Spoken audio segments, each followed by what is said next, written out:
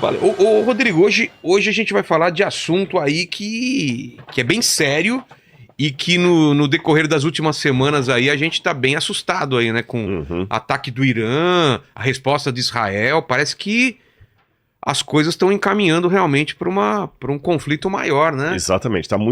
Há muitos analistas estão com medo de entrarmos finalmente numa terceira guerra mundial. E na tribulação. Aí vem a questão do Apocalipse. Só que eu vou começar com, primeiro, desconstruindo algumas coisas para construir. Quando eu falo desconstruir, não é que eu tenho dúvida da Bíblia, mas eu quero pedir licença para antecipar talvez uns questionamentos que alguns dos internautas estão fazendo. Claro. Alguém que não acredita na Bíblia. Então eu vou primeiro fazer o papel de cético. Tá. Guerra tem desde que o mundo é mundo. Verdade. Nunca paramos. O susto, não, mas agora pode ter uma guerra, era o mesmo susto quando Nagasaki e Hiroshima foram destruídas pela bomba atômica. E Jesus não voltou, não teve tribulação, coisa nenhuma. Quando teve também a peste negra na Europa, muita gente pensou que aquilo ali seria o fim do mundo. Um sinal, né? Um sinal, e não teve nada disso.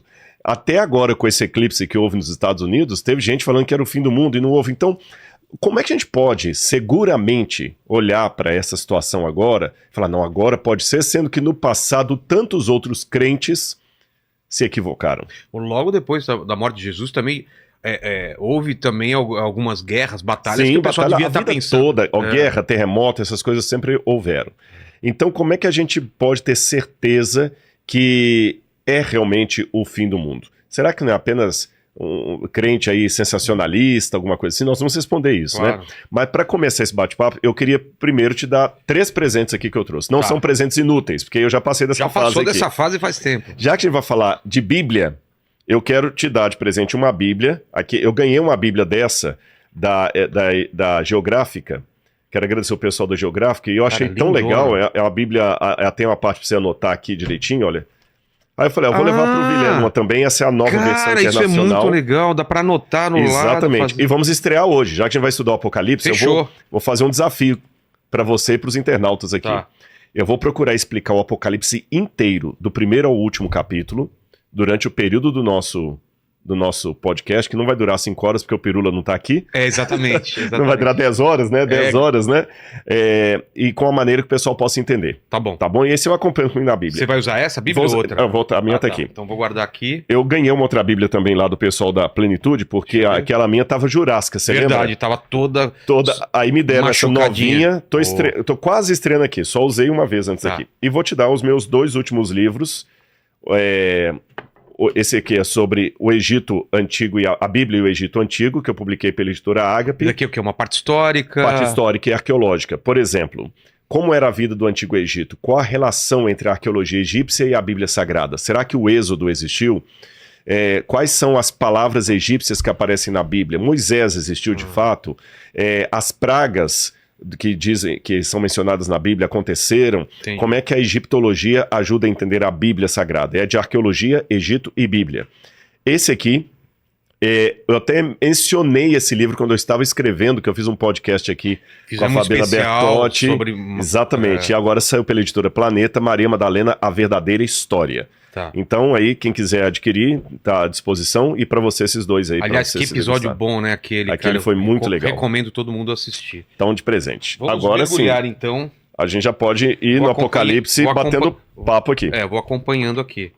Apocalipse é o último livro. É o último livro da Bíblia, mais fácil que tinha de achar. Isso sempre foi assim? Ou houve algum tipo de outro tipo de ordenação dos livros? Sim, porque na verdade isso aqui é artificial.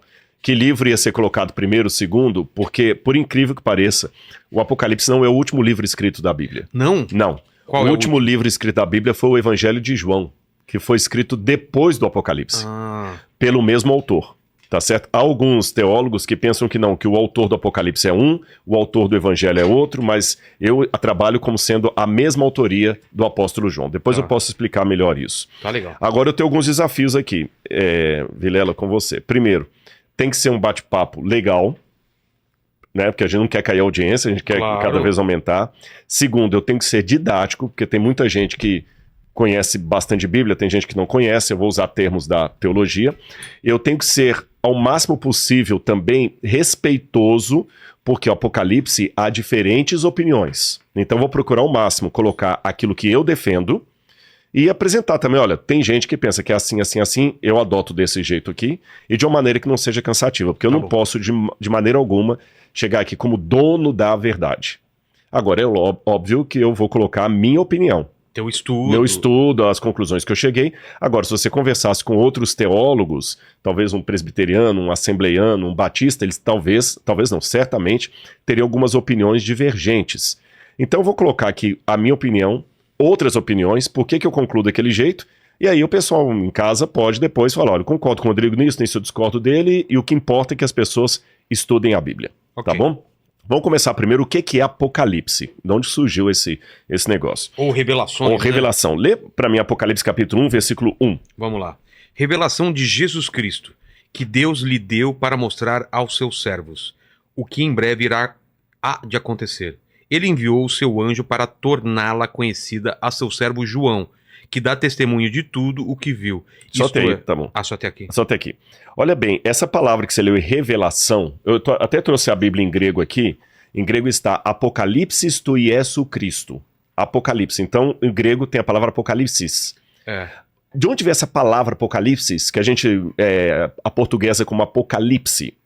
Vou ensinar grego para você e para todo mundo aqui. É fácil. A palavra em grego como é? Apocalipsis. É bem parecido. Bem parecido, fala apocalipse. Na verdade, apocalipse é uma palavra grega que nós aportuguesamos. Entendi. É igual e-mail, que é uma palavra americana que nós aportuguesamos, né? E-mail. A gente fala e-mail, né? É verdade, já virou... Virou internet, né? A gente fala internet, né? Ainda põe um ti no final. Apocalipse é a junção de duas palavras em grego. Então, para ficar mais didático para a galera em casa, eu vou explicar essas palavras. Vamos aprender uma primeira palavra em grego aí. A palavra apó. Apó significa algo que está distante de. Que está distante, para fora de. Por exemplo, apóstolo, aquele que foi enviado para longe. Isso é o significado de apóstolo? Apóstolo, aquele que foi enviado para longe, é um emissário. Apostasia é quando você quebra a aliança, você sai para longe, você rompe com alguém que você tinha vínculo. Né? Apoteótico, que está longe nas alturas, e assim por diante. Apogeu que está distante da terra. Gel é terra, apogeu. Então, apó, distante de, ok? Outra palavra que eu quero que o pessoal aprenda é a palavra eu. Tá certo? Eu, em grego, significa bom. Por exemplo, eutanásia, boa morte. Eulália, boa fala. Eugênia, bom nascimento. Eunice, boa vista. Tudo é eu. Agora, calipto significa sombra, cobertura. Calipto é sombra, cobertura em grego. Se eu juntar eu com calipto, forma que palavra? Eucalipto. É verdade. Boa sombra. Entendi. Boa cobertura. Começa a fazer sentido. Tá vendo? Nós aprendemos 3 palavras aqui em grego. Aprendemos apó, aprendemos eu e aprendemos calipto. Então, apó significa para longe de, eu significa bom, calipto significa sombra. Eucalipto, boa sombra.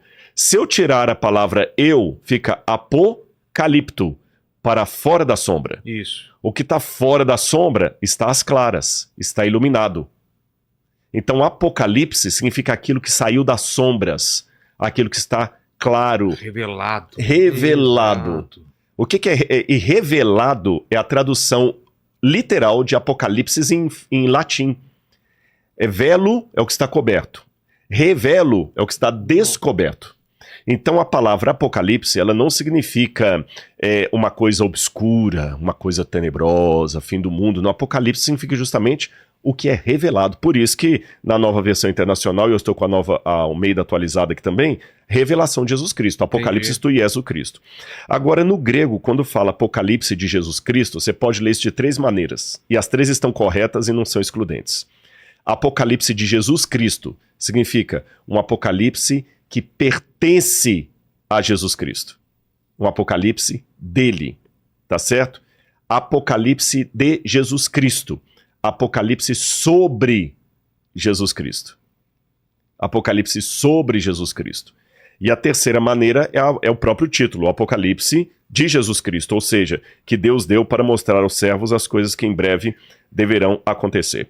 Agora que a gente aprendeu o sentido da palavra Apocalipse, de onde que veio essa ideia de escrever de maneira tão complicada assim? Porque parece um paradoxo. Ao mesmo tempo que eu estou falando com vocês aqui, que Apocalipse significa algo que está revelado às claras, parece que em toda a Bíblia o lugar que Deus é menos didático é no Apocalipse, porque é complicado de entender, né?